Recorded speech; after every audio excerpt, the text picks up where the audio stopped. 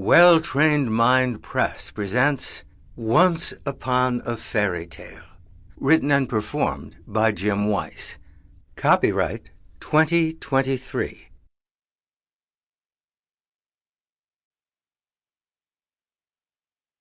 Once Upon a Fairy Tale.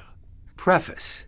All over the world, people love fairy tales. We love to hear or read the old favorites, and finding a new favorite to add to the list is one of life's great pleasures.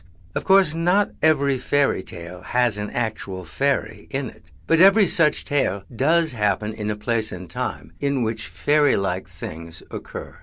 Perhaps that's one reason why, when a fairy tale starts, you will see a different sort of smile on people's faces, and all it takes is someone saying, "Once upon a time," or "Here's a fairy tale." So, here are 4 fairy tales for you. My own magical wish is that one or more of these tales will wind up on your list of favorites, as they have on mine.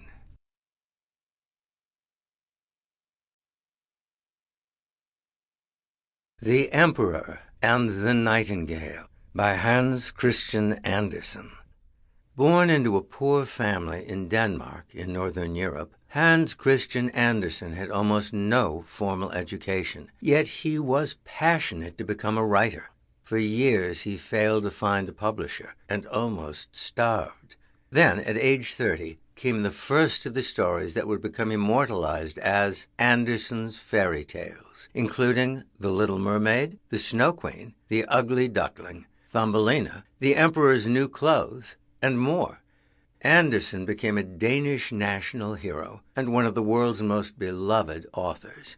Here is one of his best-known tales. The Emperor and the Nightingale by Hans Christian Andersen. Many years ago, a mighty emperor ruled over the great land of China. This emperor's palace was so beautiful that to walk in its halls and chambers was like moving through a gigantic work of art. What was not covered in gold was covered in silk, and what was not built of the finest woods was made of the most delicate porcelain, what we call china when we use it to make dinner plates. Outdoors, the royal gardens were alive with color in every season, and contained only the rarest, most sweetly scented flowers and bushes. Beyond the palace and garden walls began the royal forest that ran down almost to the sea, and in that forest lived a very special bird, a nightingale.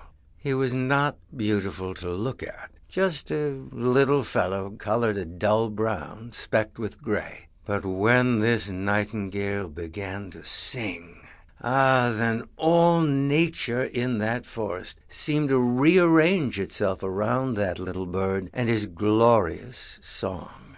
Anyone traveling through the woods stopped to listen. "How beautiful," the poor woodcutters would say, and "how magical," the wealthy merchants would sigh. Scholars and poets wrote books saying, "How great the Emperor of China must be to leave free in his forest such a miraculous bird." But the truth was, the Emperor had never even heard of the feathered treasure that lived in his forest. One day, he picked up a book sent as a gift by the Emperor of Japan, and the Emperor of China read these words: "There has never been anything to match the song of the nightingale. How great the Emperor of China must be to leave free in his forest this greatest of treasures." "What?" said the Emperor. What? Why has no one told me of this thing in my kingdom, in my forest?" So he told the gentleman-in-waiting who was on duty, whose job was to do whatever the emperor wished, "Send for the chamberlain at once." This astonished the gentleman-in-waiting, for the chamberlain ran the palace for the emperor, making him the second most powerful person in all the land, and not someone even the emperor sent for, except in the most terrible emergency. Sample complete. Ready to continue?